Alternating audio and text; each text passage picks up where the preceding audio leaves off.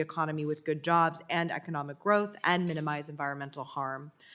Dr. Bustamante, would you be able to talk about some of the best practices for maximizing benefits for our economy and the environment and minimizing harms in end-to-end mineral supply chains?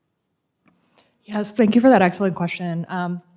I really view this problem systemically. So one of the first things that we can do is try to look for solutions throughout the supply chain, including in managing the amount of extraction needed through smart use and efficiency, as well as innovation.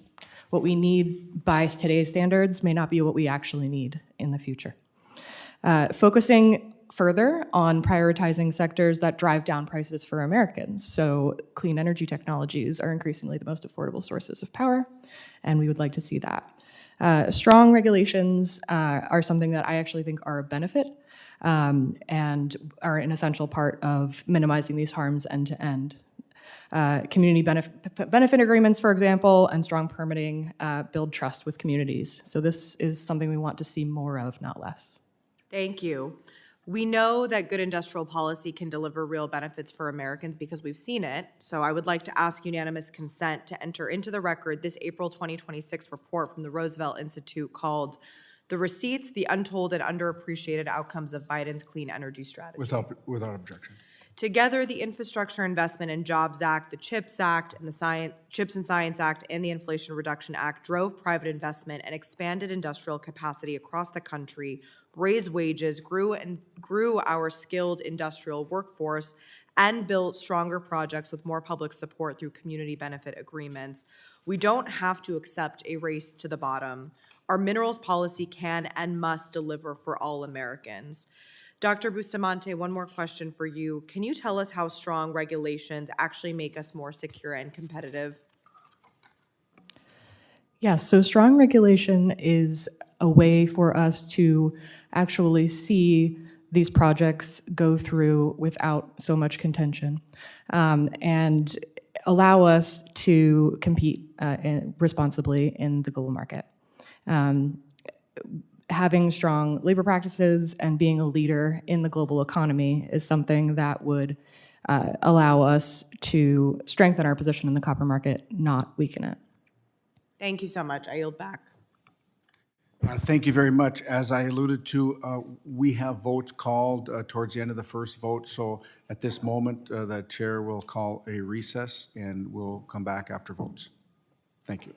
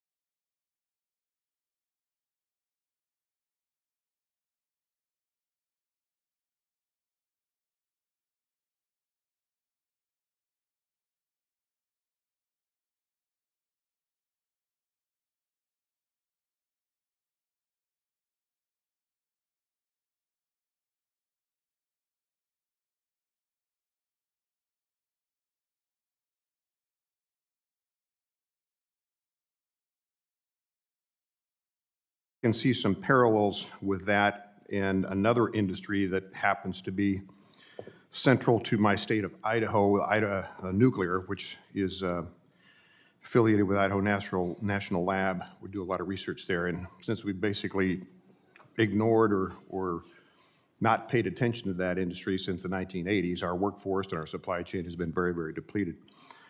And so in that instance, there's a couple of things that are being focused on to try to improve it.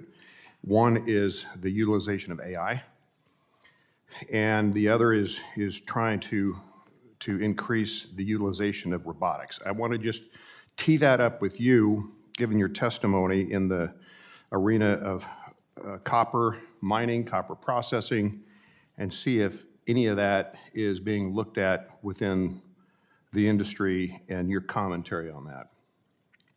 Yes, thank you for your question. Absolutely, we see great promise and potential for artificial intelligence, automation, and other things to help advance our industry and also help attract the next generation of workforce that we need. And it's not just mining, right? We need skilled labor at all segments of the supply chain, on the smelting, refining, processing side, and midstream fabrication, and also the recycling side as well. So as I look across our membership and the ways that they are innovating and applying AI in their own operations, copper is a high-tech industry. And I think the next generation workforce needs to appreciate that, and that this is opening up all sorts of new and exciting jobs and career pathways in copper that should be exciting. So we have to tell that story, and I think there's a lot of potential for those tools to help attract the talent to our workforce that we desperately need right now. Ms. Phillips, from the manufacturing standpoint, what do you think on that topic? What are the pinch points with your workforce and supply chain needs? Thank you for the question. Yes, labor, skilled labor across the entire electrical supply chain is a key constraint to growth for our industry as well. We're down about 15,000 jobs in the transformer supply chain. It's one of the reasons why we've got lengthy lead times for transformers. We just can't run second and third shifts. So we face some of the same labor constraints as the mining industry. We're very focused on that. There's some pieces of legislation that help. The VET Act establishes glide paths for veterans to come into the energy industry. This administration has focused on America's talent strategy, on growing apprenticeships. That's very important for the electrical and energy industry as a whole. But we face those same constraints, but also, like Mr. Estelle mentioned, see the promise of industrial automation and robotics technologies to help us bridge those gaps. Thank you for that. Mr. Estelle, back to you. Another thing you mentioned in your testimony had to do with how the smelters and the processing had been so reduced in the U.S., and how in China, just the reverse. They have turned up the capacity. What do you know about say, a Chinese smelter, for example? How would one of those or that operation be looked upon, or how would that rank and file within our EPA standards if they were subject to the same standards that we have here in the U.S.? Thank you for your question. I don't know the particulars of the specific technology used in Chinese smelters, but obviously they made a decision decades ago to build out processing capacity at scale when it didn't make economic sense. And meanwhile, the West did not do that for very rational, market-driven decisions, right? And now we're facing the challenges of trying to build that back. That's why solutions like the 45X tax credit are so critical, because that's the principal financial tool we have to make expanded smelting and refining capacity economically viable in this country. Ms. Phillips, do you have any insight on how we only have about 20 seconds, but how a Chinese smelter might look environmentally in the U.S.? No, unfortunately, we're not the smelting industry, but I can tell you that we've got some of the strongest environmental statutes in this country, and so I have full confidence that our operations are operating at those optimized levels in terms of environmental protections as compared to China. Great, thank you. Mr. Chairman, I yield back. Thank you very much. The chair now recognizes Representative Grijalva for 5 minutes. Thank you, Mr. Chairman. I'd like to begin by welcoming the members of Apache Stronghold, a nonprofit coalition of Apache people and allies dedicated to protecting Oak Flat and building civic engagement. Among them is Dr. Wentzler Nossi Sr., founder and director of Apache Stronghold, former chairman of the San Carlos Apache Tribe, and former council member for the Peridot District. For decades, Dr. Nossi has been at the forefront of the effort to protect Oak Flat, a site that is not only historically significant, but spiritually indispensable to the Apache people. Through his leadership, Apache Stronghold has organized prayer gatherings, runs, and national advocacy campaigns to defend Oak Flat from destruction. He has worked tirelessly to elevate this issue beyond a local dispute, framing it as a fundamental question of religious freedom, human rights, and the federal government's responsibility to honor and trust tribal nations. Apache Strongholds has brought this fight to every level, engaging federal agencies and testifying before Congress, to leading legal challenges, ensuring tribal voices are heard and cultural and spiritual significance of this land is recognized. Thank you to all of you for being here. We deeply appreciate your presence and your continued advocacy.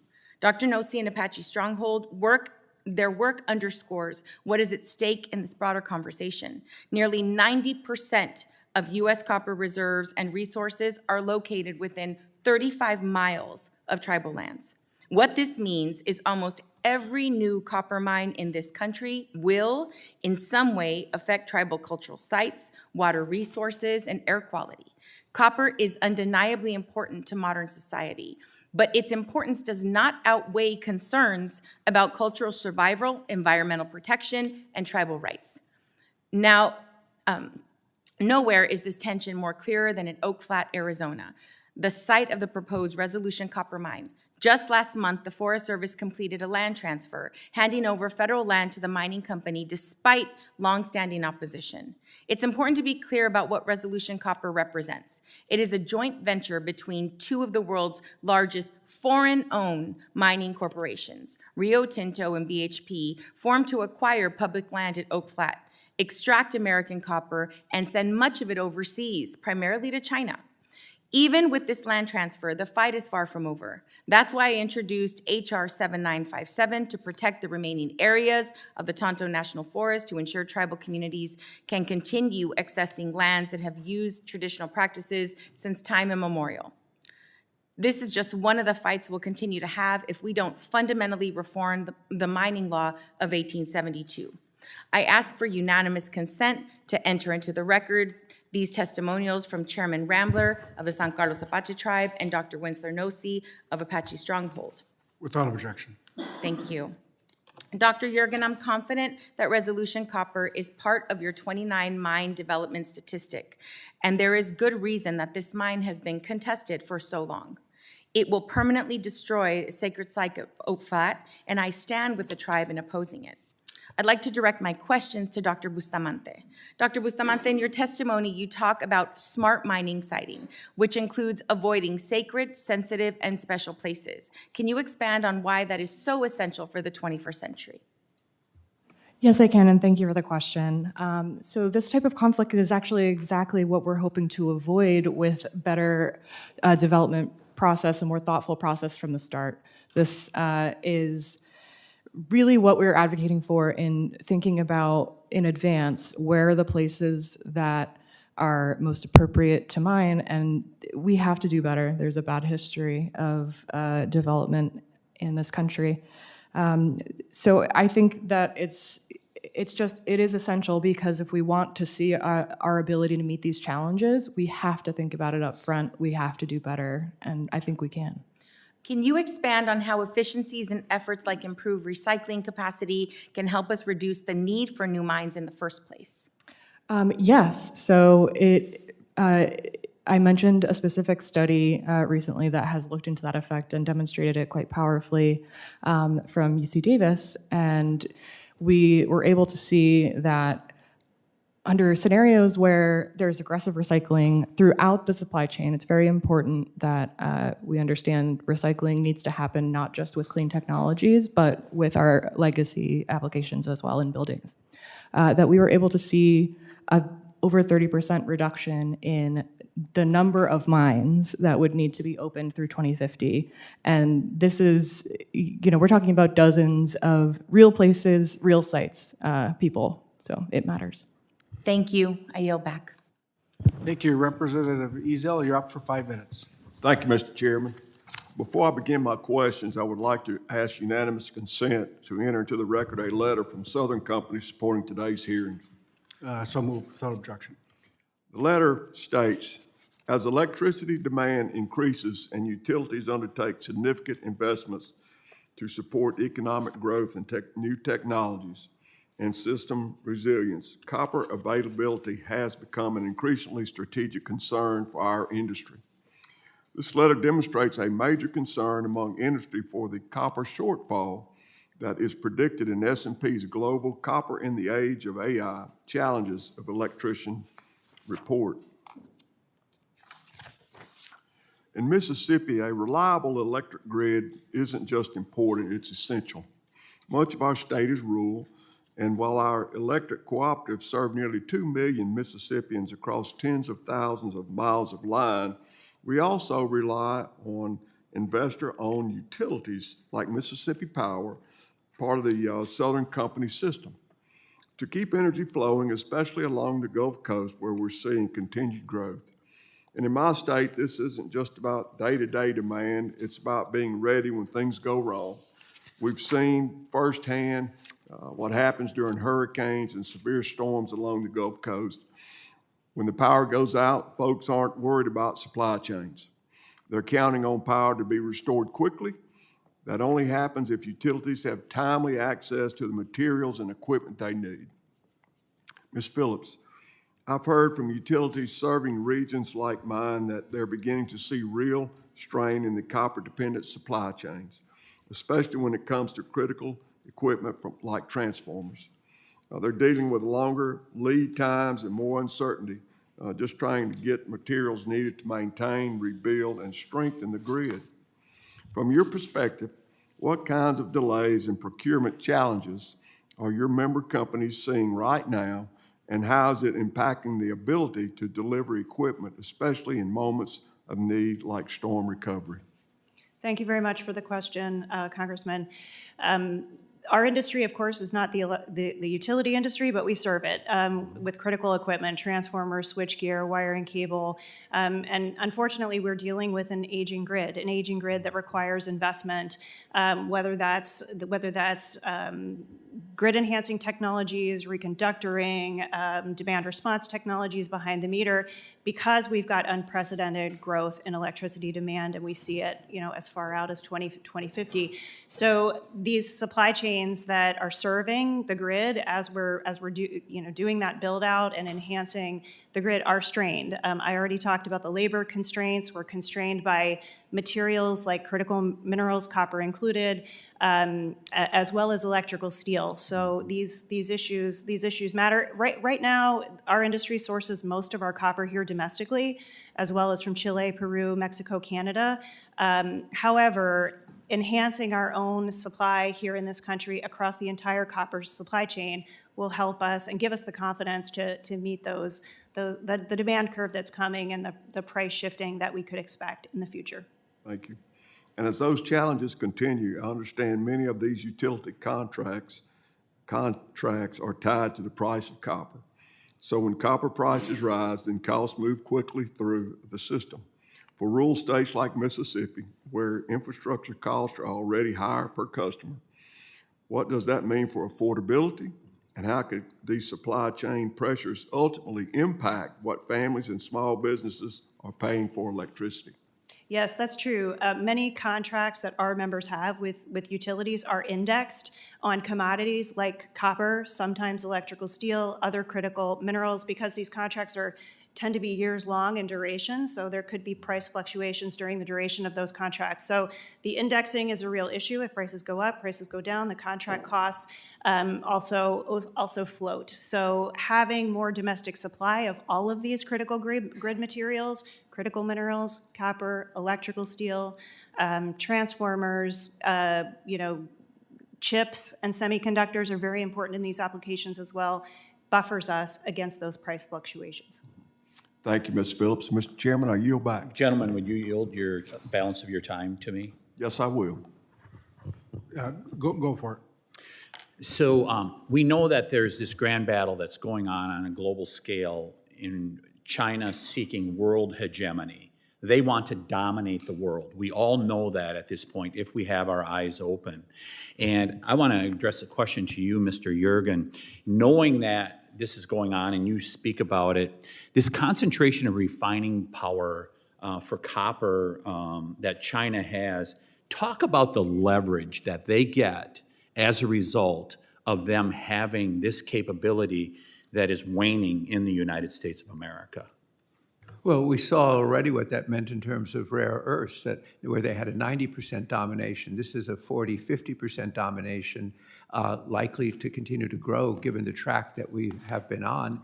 And simply, you know, there's a recognition that that have supply chains that are that dependent upon that country when there are unresolved questions and the tensions between the two. We've already had a demonstration of what that means. So that gives an additional urgency to this whole question of diversifying the supply chains and making the U.S. supply system more resilient.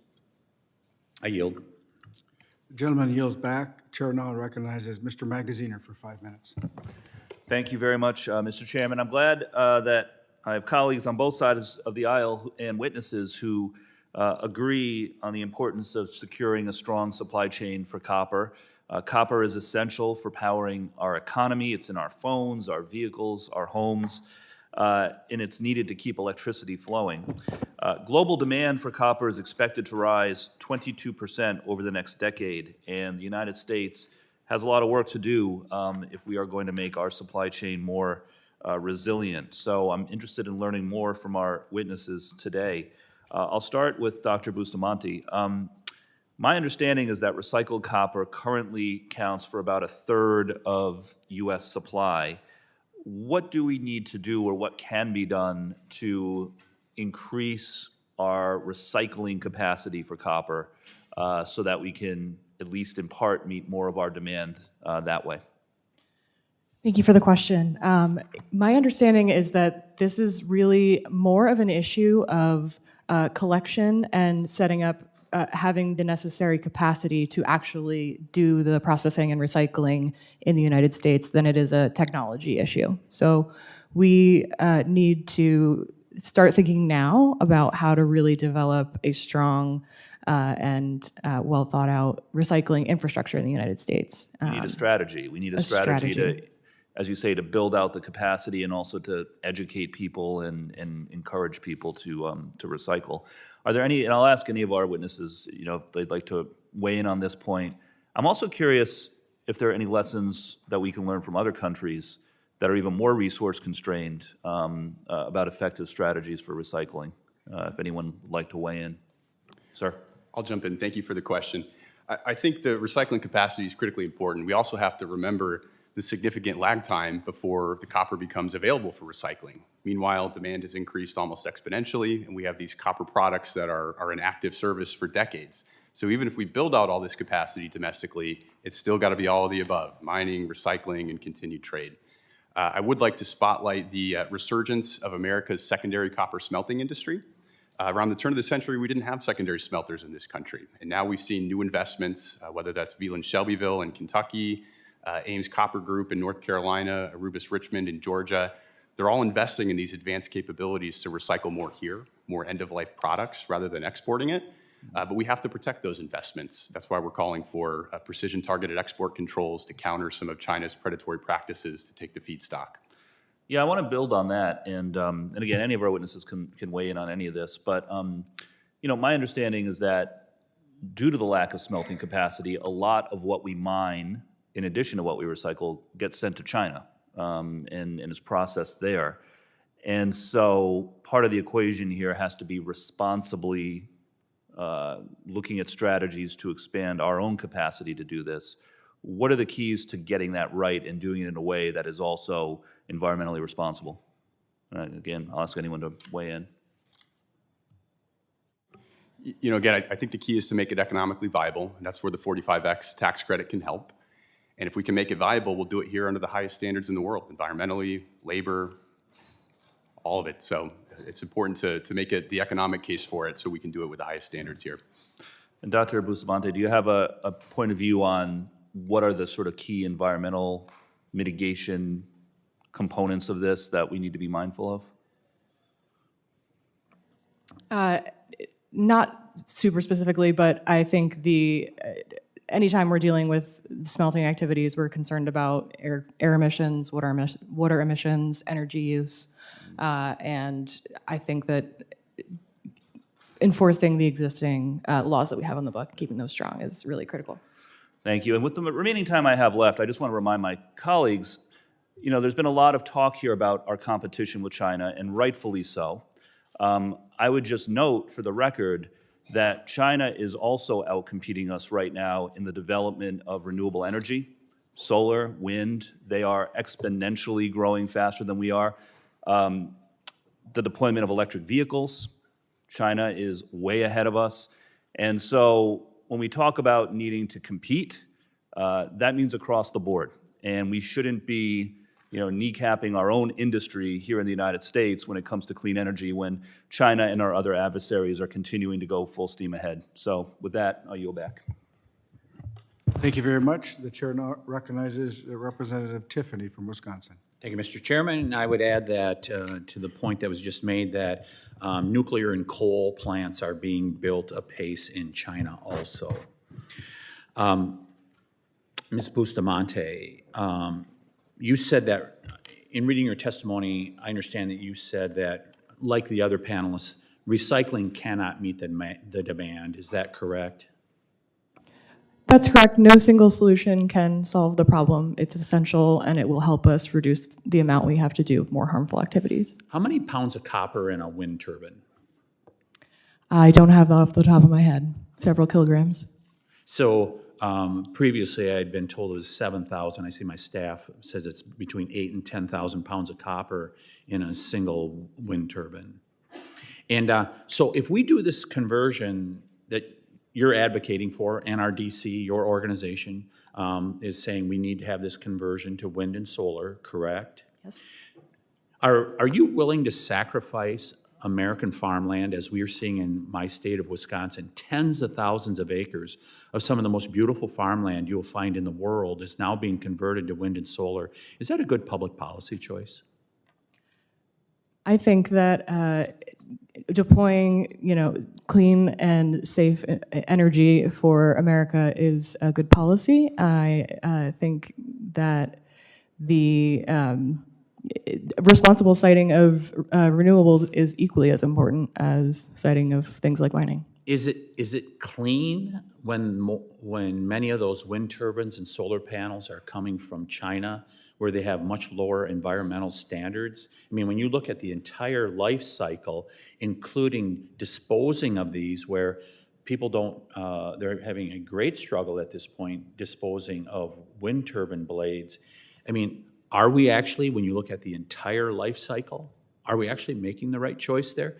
And add into that a $50,000 an acre subsidy to convert farmland? Well, I appreciate the life cycle thinking question. I would say that it is cleaner on the whole compared to the alternatives that it's replacing. Do you have a life cycle? Analysis that shows that? Do you have a life cycle data to support that? I would be happy to submit something for the record. Where in the United States do you believe we should mine copper? So it's acknowledged, I think, generally that we need to new sources of copper that will be mined. Where in the United States has NRDC proposed that we can mine copper where there's an existing deposit?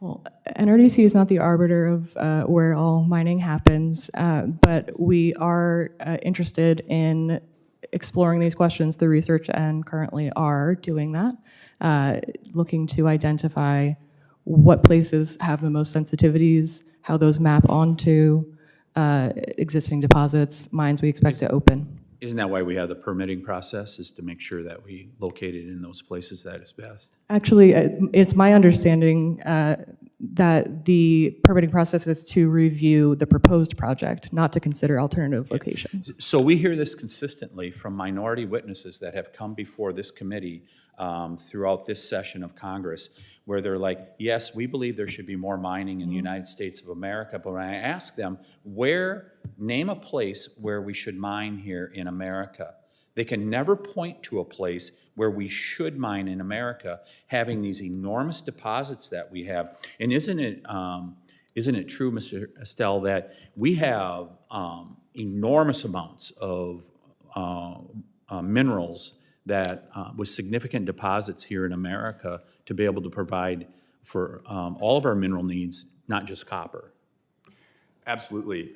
As Dr. Juergen testified, 230 million metric tons reserves and resources. Consider the urban mine as well. All this copper in the use phase that eventually will come back for recycling is estimated around 85 million metric tons, I believe. Does the United States have among the best laws, in other words, the most stringent laws in regards to mining to make sure that we limit environmental damage? Yes, we have among the highest standards in the world environmentally, for labor laws. I'd also like to point out the industry's strong commitment to third-party assurance frameworks like the Copper Mark that have rigorous criteria, due diligence standards, third-party verification, all in alignment with the UN SDGs. Yeah, it's an incredible, I mean, when you look at the chart of what we have to go through in America, it's incredible. One final quick question. We hear this thing about foreign ownership. Isn't it logical that you're not going to have domestic mine operators or owners here in the United States when you have a system that discourages it from happening, and therefore we have to go to foreign ownership in order to make it happen? Absolutely. You get the final word. It's a strong deterrent. I yield back.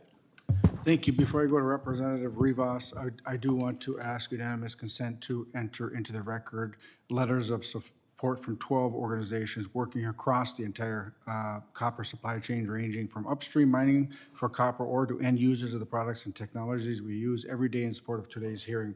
These letters emphasize how sufficient, reliable, and affordable domestic production of copper will be vital for national economic security. And the copper is essential to electrification, and therefore it underlies the United States' ability to build and maintain critical infrastructure, advanced technologies, and security systems, meet our energy demands, and lead the world in the AI race. Without objection, Representative Rivas, you're up for 5 minutes. Thank you, Mr. Chair, for recognizing me. Before I go into my comments, I want to respond to Mr. Tiffany. Having the best environmental standards, like you said, that we do in the world, means that we have to keep them strong here in the United States. And my short time on this committee, I've seen the gutting of a lot of the strongest protections in terms of environmental standards that have happened under this majority. And so I just want to emphasize that in order for that to happen, we need to, this committee in this House, we need to make sure that we keep those standards strong then.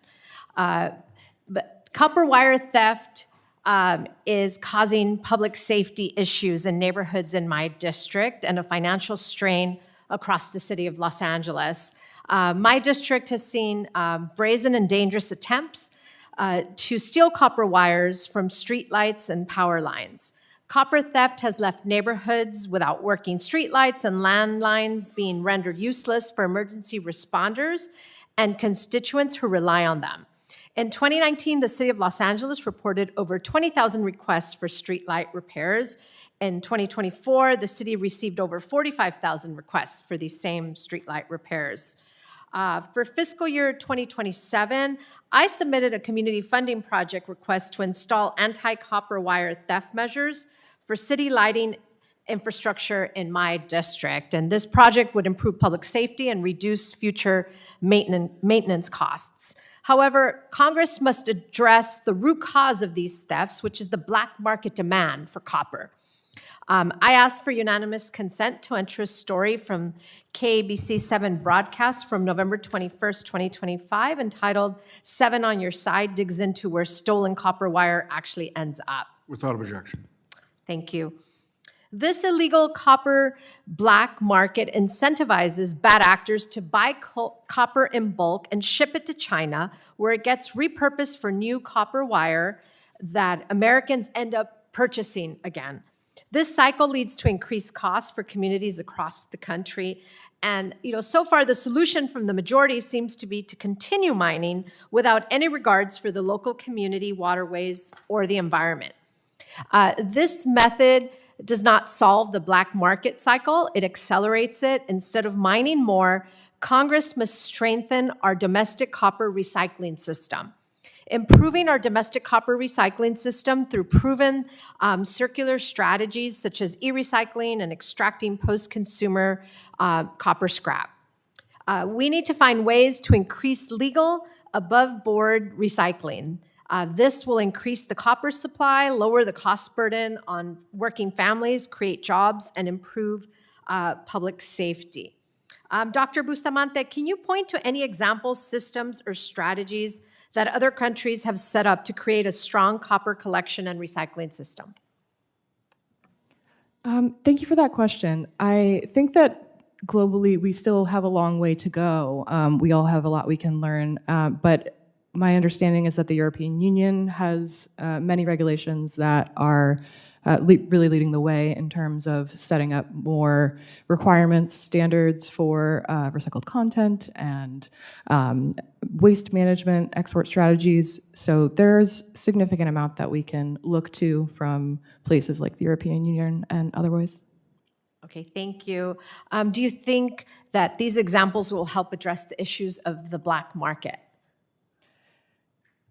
It's an interesting question. I think expanding our formal domestic recycling system in the country could potentially produce some helpful indirect forces, namely through increasing streams of secondary copper from legitimate sources and hopefully mitigating record high prices and reducing, therefore, the incentive to pursue these illicit pathways. But it is also essential that actors in the system are held accountable to and supported in setting up transparent sourcing records to ensure that they have knowledge and provenance of where that is coming from.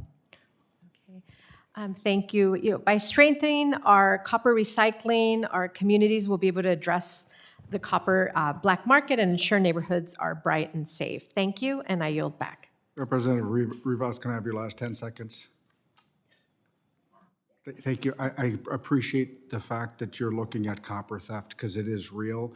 I think that we have to have a strict prosecution as well, not just coming and going. When you get caught stealing copper, you should be held to the full extent of the law. And that's just not in your state, that's across the country. So thank you for bringing that up. The chair now recognizes Representative Kennedy for 5 minutes. Thank you, Chairman Stauber and Ranking Member Ansari for convening today's hearing, and thank you to our witnesses for being here to speak to the critical importance of copper.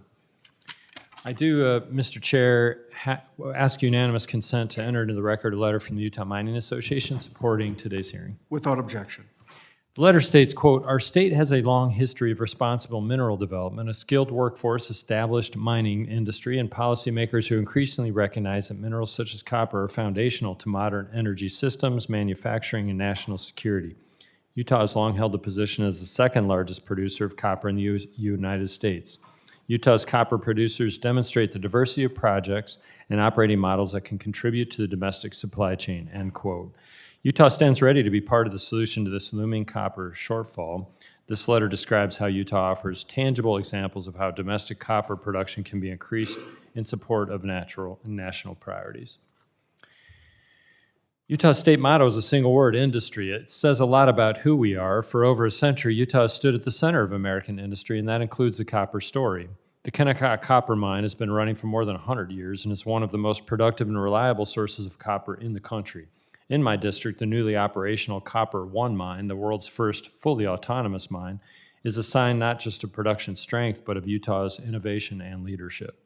But this is not just about Utah, it's about America's ability to build, to innovate, and to defend itself. Copper is foundational to everything from energy infrastructure and advanced manufacturing to defense systems and next-generation technologies. Simply put, without copper, there is no modern economy. If we're serious about energy security, economic resilience, and maintaining our global competitive edge, then we must be serious about copper. Mr. Estelle, I have several questions for you if we get an opportunity to do that. Thanks for being here. At the end of your testimony, you included this graph, which I enlarged and is behind me at this point, so we could all see it. Clearly, the U.S. was producing more refined copper than China in the past, but something changed on our end to allow them to take over the industry. What can we as a committee do to bring back domestic copper refining and loosen China's grip on the supply chain? Thank you for your question. It's a very sobering chart and quite alarming, frankly. And I think as a country, we failed that segment of the value-added copper supply chain and allowed it to wither on the vine. The numbers speak for themselves. 16 smelters in 1996, whenever it was, 2 operational today, 1 standing idle today that we can't get back online. So we have to fix that. That's why I've called this the Sputnik moment. We have to catch up. So the primary tools are the 45X, Advanced Production Manufacturing Tax Credit, which would help not only primary refining, but also secondary refining as well. And on top of that, we need the permitting reform, we need the regulatory certainty, the sustained financial support, and we need the workforce. So we've got a multifaceted challenge here, but we absolutely have to prioritize processing in this country, because we can open these mines, but if we can't process it here economically under the highest standards in the world, then we'll have to export. Thank you for emphasizing those points. Utah's long been the second largest copper producing state in the country and is home to one of the only 3 remaining copper smelters at Rio Tinto, Kennecott. From your perspective, Mr. Estelle, what specific federal policies would most immediately help Utah operations like Kennecott increase throughput at existing mines and smelting facilities so we can keep more U.S. mined concentrate here at home instead of exporting it to foreign countries and especially China? Yes, 45X. There's a bill that's been introduced, HR 8277, would accomplish that, as well as the permitting reform, regulatory certainty, and workforce support. Excellent emphasis on those important points. The hearing memo highlights the recent restart of Utah's Mariana Copper 1 mine in my district, which is using end-to-end autonomous operations and blending mined ore with scrap feedstock to boost output and efficiency. What can federal agencies and Congress do to replicate and scale this Utah model of autonomy first and flexible processing at other U.S. copper projects, and are there specific permitting or regulatory barriers that are holding back similar innovation? Yes, quite possibly. We absolutely have to embrace innovation and technology advancement. So we've called for support for federal grants that can help drive that, to help replicate some of these innovative solutions that we're seeing in Utah and elsewhere to scale it. Thank you.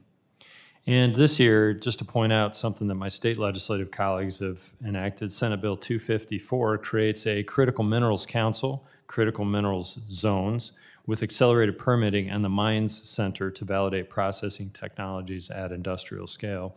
What changes at the federal level, for example, in permitting, tax policy, or R&D support, would best complement Utah's approach so that our state can serve as a national hub for copper and critical mineral processing rather than seeing those investments flow to countries like China? Yes, that's why we need solutions for permitting reform, absolutely. Chairman Westerman's SPEED Act would certainly help that. Definitive timelines, more than anything, concurrent review periods, a lead federal agency, those are all solutions that would help accelerate that and relieve the primary bottleneck. I think every question that I've asked is answered in your circumstance in the same way. We just need to get moving, and frankly, we are moving on the House side. There's another body that we are dependent on as well to get these things done.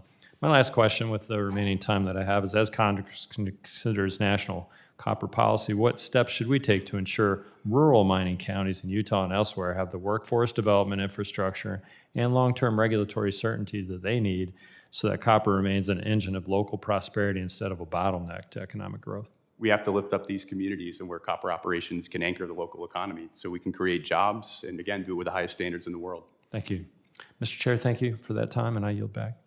Thank you very much. Before we go to Representative Gosar, he should be here very shortly. I do want to ask unanimous consent to enter into the record, submit letters of support from Representative Begich from the Alaska Miners and Representative Downing from the Montana Mining. And without objection, so ordered. We're going to take a 30-second recess. I want to give Representative Gosar, we're giving him an opportunity to question, and he's on his way, we figure, within a minute or so. So 30-second recess, or maybe a minute. Thank you.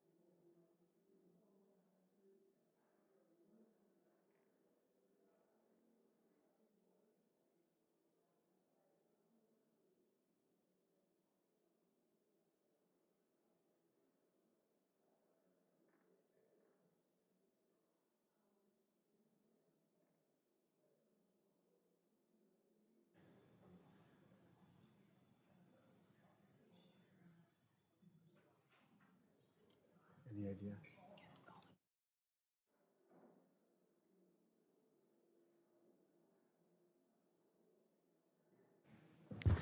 All right, we're going to come back from recess. I want to thank the witnesses for their valuable testimony and the members for their questions. The members of the subcommittee may have some additional questions for the witness, and we will ask you to respond to these in writing. Under Committee Rule 3A, members of the subcommittee must submit questions to the subcommittee clerk by 5 p.m. on Monday, May 4th. The hearing record will be open for 10 business days for these responses. If there's no further business, without objection, the subcommittee stands adjourned. Thank you.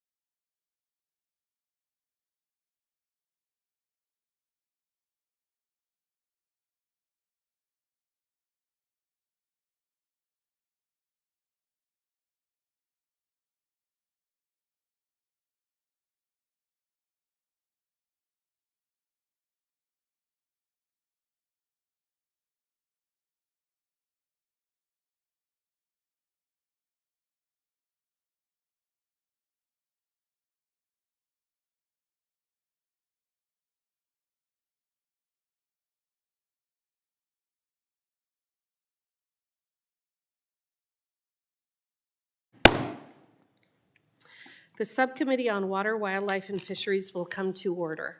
Good afternoon, everyone. I want to welcome our members, witnesses, and our guests in the audience today. Without objection, the chair is authorized to declare a recess of this subcommittee at any time.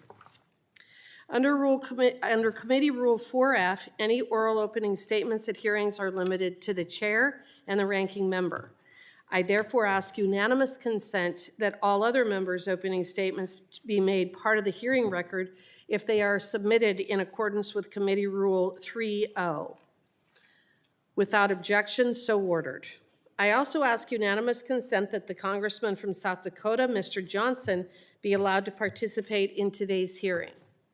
Without objection, so ordered. We are here today to consider 4 legislative measures. The Lewis and Clark Regional Water System Expansion Feasibility Study Act, sponsored by Representative Johnson of South Dakota. H.R. 7331, the Dakota Main Stem Water Supply Project Feasibility Study Act, also sponsored by Representative Johnson of South Dakota.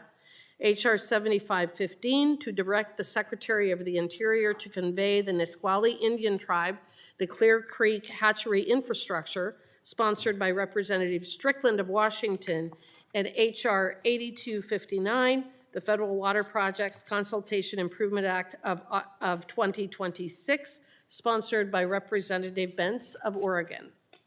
I now recognize myself for a 5-minute opening statement. Today, the Subcommittee on Water, Wildlife, and Fisheries will hold a legislative hearing on 4 bills. Our first 2 bills, introduced by Congressman Dusty Johnson of South Dakota, would authorize the Bureau of Reclamation to conduct feasibility studies for the Lewis and Clark Regional Water System and the Dakota Main Stem Regional Water System, respectively. Like many other parts of the country experiencing population growth, South Dakota and the surrounding regions are experiencing increased demand for water resources. The Lewis and Clark Regional Water System currently uses wells and pipelines drawing from the Missouri River aquifer to serve more than 350,000 people in southeast South Dakota, northwest Iowa, and southeast Minnesota. To meet growing demand, the system will need to expand its water capacity in the coming years. The feasibility study authorized by this legislation is a key step towards this goal. Likewise, the Dakota Main Stem Regional Water System, which was formed in 2023, would bring additional water supplies to South Dakota and the neighboring regions, including the Santee Reservation of the Santee Sioux Tribe in Nebraska. The feasibility study authorized by this bill would evaluate the benefits and costs of options to advance the project. I appreciate Congressman Johnson's work on these bills to deliver water supplies to his constituents. Our third bill, introduced by Congressman Cliff Bentz of Oregon, is the Federal Water Projects Consultation Improvements Act of 2026. This legislation seeks to strengthen and formalize coordination between federal agencies and local water contractors during Endangered Species Act Section 7 consultations. Section 7 consultations can significantly affect water deliveries to agricultural producers, municipalities, and rural communities. Water users know their systems and understand the trade-offs best, but are currently cut out from ESA consultations. To strengthen coordination between agencies and the local contractors, the bill grants water agencies several rights during consultations, including opportunities to regularly discuss and submit information, early notification and explanation when water deliveries may be reduced, and access to schedules for preparing biological assessments and biological opinions. This bill expands a successful provision of the WIN Act westwide, and I want to thank Congressman Bentz for his ongoing leadership and advocacy on this issue. Our last bill, introduced by Congresswoman Marilyn Strickland of Washington, would transfer ownership of the Clear Creek Hatchery from the federal government to the Nisqually Indian Tribe, which will increase opportunities for infrastructure maintenance and improvements. With that, I want to thank the witnesses and our members for being here today, and I yield back. I now recognize Ranking Member Hoyle for her opening statement. Thank you, Madam Chair, and thanks to all the witnesses for being here today. On today's agenda, we have 2 bills from my colleague, Representative Johnson, to require feasibility studies for regional water supply projects. The first of these bills is H.R. 7287, the Lewis and Clark Regional Water System Expansion Feasibility Study Act. The Lewis and Clark Regional Water System has been under construction since 2004 to provide reliable water to more than 350,000 people across southeast South Dakota, southwest Minnesota, and northwest Iowa. The second of these bills, H.R. 7331, the Dakota Mainstream Water Supply Project Feasibility Studies Act. This project is intended to address ongoing water reliability challenges, including drought and water quality across South Dakota, Iowa, Nebraska, and Minnesota. I appreciate Representative Johnson's leadership on reliable water access for growing communities in South Dakota, and I look forward to hearing more about these bills today. Next, we'll turn to Representative Strickland's bill, which would convey the Clear Creek Hatchery in Washington to the Nisqually Indian tribe. The tribe has stewarded salmon in the Nisqually River for countless generations and has reserved fishing rights to the salmon in the basin.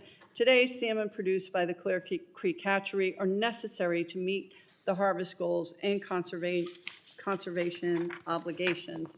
As part of the tribe's commitment to the salmon, it has managed the Clear Creek Hatchery for decades despite receiving no federal funding or staff support. But even though Clear Creek is located within the Nisqually tribe's reservation, the tribe handles all operations and maintenance. The building and facilities are owned by the Fish and Wildlife Service. This makes the tribe ineligible for federal grants through the Bureau of Indian Affairs that could otherwise help fund capital improvements. It makes no sense, and it's not working for anyone, least of all the salmon. H.R. 7515 would transfer ownership to the tribe, allowing them to assume full management and pursue relevant federal grants. I appreciate Chairman Choke being here to speak to the tribe's work and to support healthy salmon runs, and how this transfer will make that work easier. So thank you. And finally, we have H.R. 8259 from my friend and colleague, Representative Cliff Bentz.